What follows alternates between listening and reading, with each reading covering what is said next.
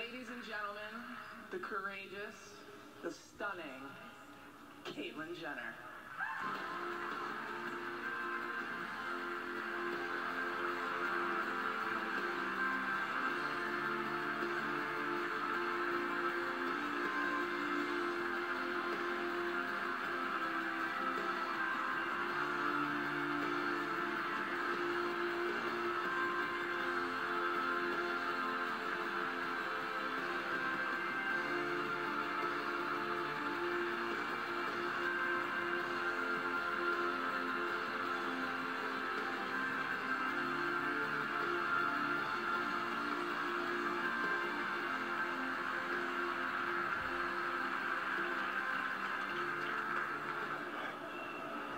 Wow, I have to talk after that? Thank you so much. It is so wonderful to be here tonight. Now, the last few months have been a whirlwind of so many different experiences and emotions. But to tell you the truth, it seems like every time I turn around in life, I'm putting myself in these high-pressure situations. Competing in the games, raising a family. But I've never felt more pressure than I ever have felt in my life than over the last couple of months. Picking out this outfit. Okay, girls, I get it. You gotta get the shoes, the hair, the makeup, the whole process. It was exhausting. And next, the fashion police. Please be kind on me, I'm new at this. But anyway. And I just want to take a quick shout out to our soccer team that they have absolutely... Ladies, you clean up very well. Well, the real truth is that before, just a few months ago, I had never met anybody else who was trans, who was like me. I had never met a trans person, never. Now, as you just saw, I dealt with my situation on my own, in private. And that turned this journey into an already incredible education. It's been eye-opening, inspiring, but also frightening. All across this country right now, all across the world, at this very moment, there are young people coming to terms with being transgender. They're learning that they're different, and they're trying to figure out how to handle that, on top of every other problem that a teenager has. They're getting bullied. They're getting beaten up. They're getting murdered. And they're committing suicide. The numbers that you just heard before are staggering. But they are the reality of what it's like to be trans today. Just last month, the body of 17-year-old Mercedes Williamson, a transgender young woman of color, was found in a field in Mississippi, stabbed to death. I also want to tell you about Sam Taub, a 15-year-old transgender young man from Bloomfield, Michigan. In early April, Sam took his own life. Now, Sam's story haunts me in particular because his death came just a few days before ABC aired my interview with Diane Sawyer. Every time something like this happens, people wonder, could it have been different if spotlighting this issue with more attention could have changed the way things happen? We'll never know. If there's one thing I do know about my life, it is the power of the spotlight. Sometimes it gets overwhelming, but with attention comes responsibility. As a group, as athletes, how you conduct your lives, what you say, what you do, is absorbed and observed by millions of people, especially young people. I know I'm clear with my responsibility in going forward to tell my story the right way, for me, to keep learning, to do whatever I can to reshape the landscape of how trans issues are viewed, how trans people are treated, and then more broadly, to promote a very simple idea: accepting people for who they are, accepting people's differences.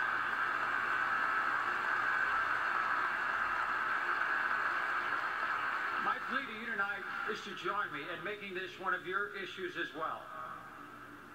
How do we start? We start with education. I was fortunate enough to meet Arthur Ashe a few times, and I know how important education was to him. Learn as much as you can about another person to understand them better. I know the people in this room have respect for hard work, for training, for going through something difficult to achieve the outcome that you desire. I trained hard. I competed hard. And for that, people respected me. But this transition has been harder on me than anything I could imagine. And that's the case for so many others besides me. For that reason alone, trans people deserve something vital.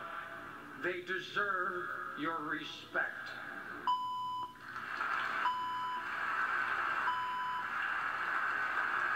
And from that respect comes a more compassionate community, a more empathetic society, and a better world for all of us.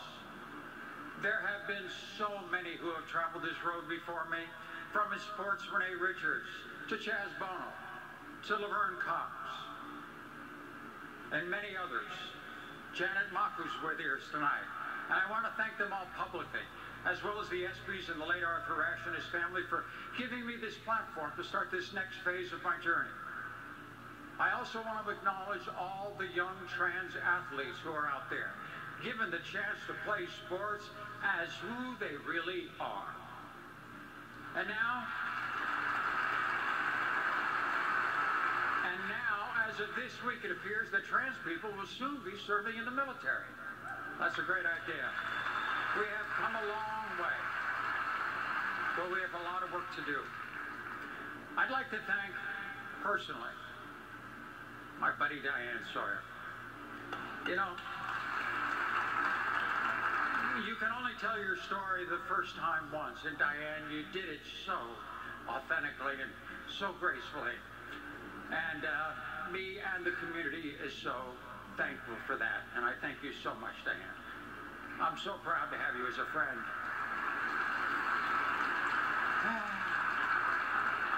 Here comes the tough part. I'd like to thank my family. Now, the biggest fear I've always had in coming out is I never wanted to hurt anyone else. Most of all, my family and my kids. I always wanted my children to be so proud of their dad for what he was able to accomplish in his life. You guys have given so much back to me. You've given me so much support.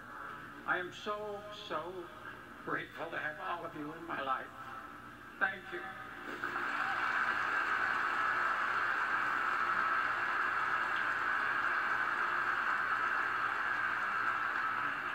And certainly, last but not least, my mother. My mom, who just a little over a week ago had to have surgery and didn't think she was going to make it. But she is here with me tonight to share this night. Now, you know, I always thought that I got my courage and my determination from my dad, who landed on Omaha Beach, fought all the way through World War II. But you know what I'm realizing now, Mom? I think I got all those qualities from you. Love you very much. And I'm so glad you're here to share this with me.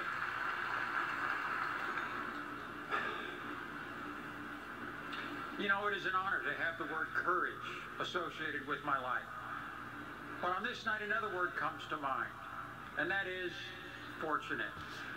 I owe a lot to sports. It showed me the world. It's giving me an identity. If someone wanted to bully me, well, you know what? I was the MVP of the football team. That just wasn't going to be a problem. And the same thing goes tonight. If you want to call me names, make jokes, doubt my intentions, go ahead.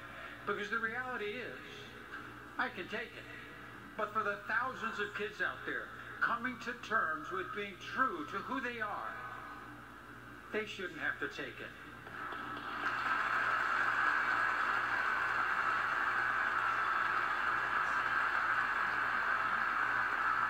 So for the people out there wondering what this is all about, whether it's about courage or controversy or publicity, well, I'll tell you what it's all about.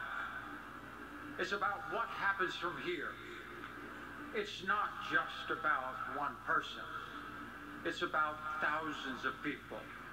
It's not just about me.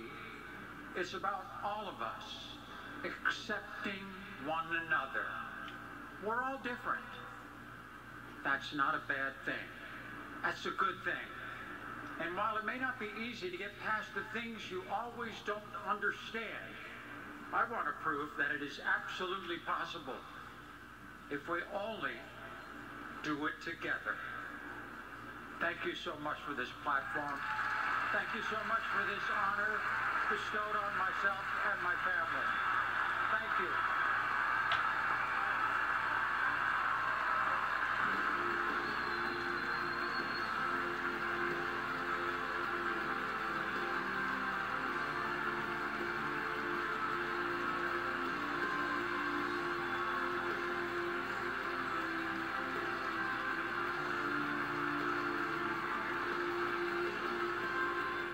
Cadillac. Only those who dare